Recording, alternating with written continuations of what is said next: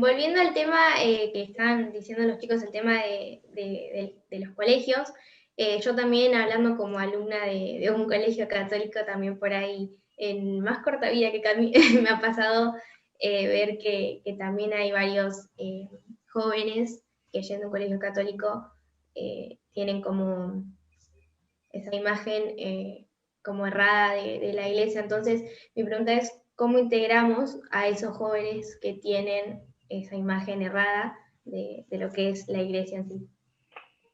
Bueno, primero habría que corregir si hay elementos objetivos donde los que llevan adelante el compromiso educativo en el colegio, la comunidad educativa, representantes legales, directivos, preceptores, docentes, por algún punto están desfigurando el rostro que Cristo quiere para la iglesia. Habrá que corregir, digamos, en este sentido, los aspectos que hayas. Siempre está esto, lo objetivo que pueda pasar y la sensibilidad del que recibe, digamos, también esto. Y después vuelvo una vez más, Julieta, que el compromiso de aquellos jóvenes que siendo cristianos católicos practicantes van a un colegio católico, tienen que, bueno, desentrañar justamente evangelizando, comentando la noticia y mostrando que la iglesia no se reduce a un profesor que es incoherente, que la iglesia no se reduce a una preceptora, un preceptor que es mala onda, sino que también en la iglesia hay una totalidad de comunidad de fe donde personas de iglesia siempre van a ser débiles y pecadores, tratando de ser lo menos débiles y pecadores posibles para no desfigurar el rostro de Cristo que tenemos que presentar. Perfecto. Juan. Yo tengo un par de preguntas. La primera apunta más tal vez a ver, para poner un poco de ejemplo en mi caso, no tengo tantos años de trayectoria en la iglesia como seguramente tienen todos los chicos que están acá, que deben estar mucho más informados y mucho más cultos que yo. Pero muchas veces lo que nos pasa, o lo que me pasó a mí y a muchos de los chicos que comenzaron el camino conmigo, es el hecho de perder ese miedo a mostrar a Cristo en mi vida. No ya el hecho de que, a ver, sí, después de un año, por ejemplo, tal vez no te da vergüenza ser iglesia en todos lados, pero el primer contacto a veces no es tan fácil porque salís, tal vez, como fue mi caso, de un retiro y ves que todo el mundo no piensa lo que vos pensás, te encontrás gente que te quiere hacer chistes, te encontrás gente que te quiere cargar, gente que va a intentar apagarte tu llama. Bueno, te encontrás con el mundo, para serte sincero, esa es la idea. Te encontrás con el mundo, con un montón de posiciones opuestas a las tuyas. Es como perder ese miedo, como romper esa barrera, como comenzar a vivir una fe puramente activa y sin miedo. Como vos dijiste, el miedo es una alerta, pero a veces no frena. ¿Cómo cambiar ese chip y perder el miedo de ser como un cristiano reprimido, por decirlo así, un cristiano porque yo creo que es fácil ser cristiano dentro de la iglesia cuando todos piensan lo mismo, pero como vos decías, mostrar el cristianismo al mundo tal vez se hace más complicado a la gente que no piensa lo mismo. Bueno, ¿cómo vencer eso? ¿Cuál es el consejo que vos le darías? Bien.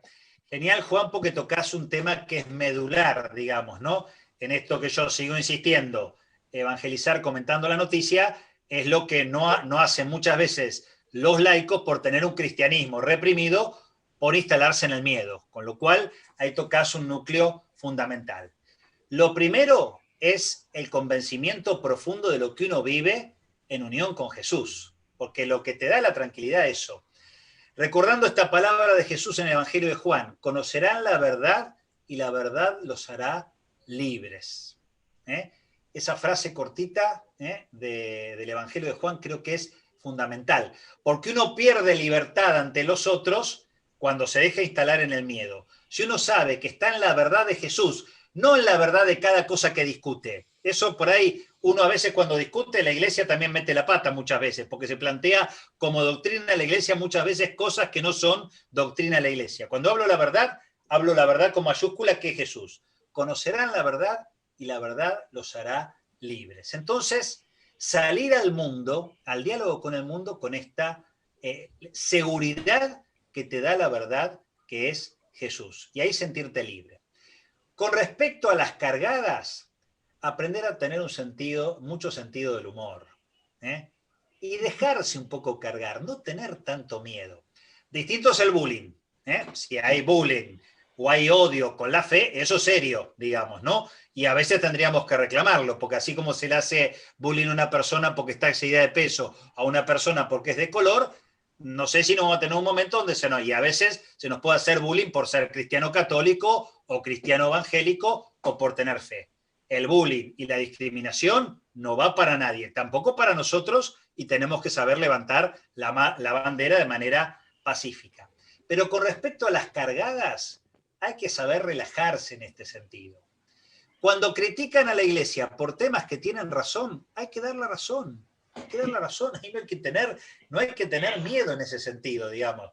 Yo voy a pileta y tengo mis compañeros de pileta, ¿no? Y bueno, cuando aparece algo negativo de la iglesia, y doy la razón, digamos, ¿no? En ese sentido, digamos, no voy a explicar lo que no es explicable. Y a veces cuando puedo explicar algo, lo explico. Y hasta donde el otro lo entiende, y hasta donde no lo entiende, no lo entiende.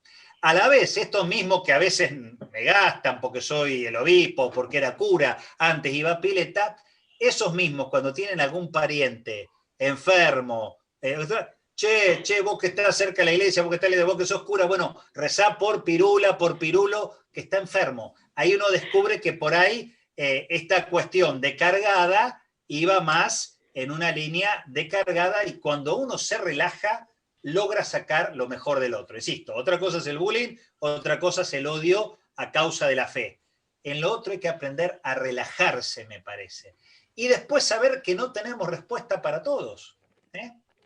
Y para todo. A veces no hay tanta respuesta. No es fácil que uno pueda argumentar y que el otro esté en condiciones de recibir.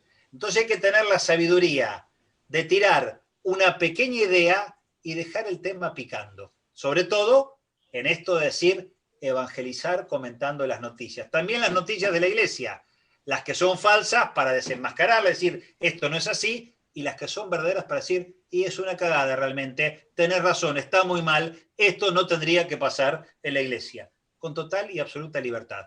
Conocerán la verdad y la verdad los hará libres. Es actitudinal.